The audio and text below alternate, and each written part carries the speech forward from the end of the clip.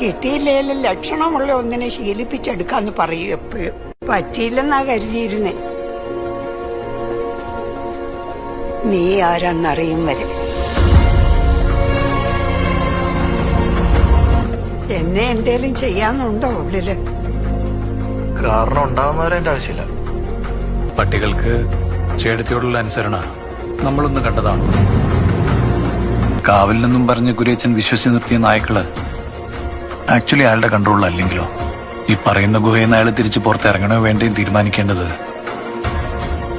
കുര്യച്ചനല്ലെങ്കിലോ?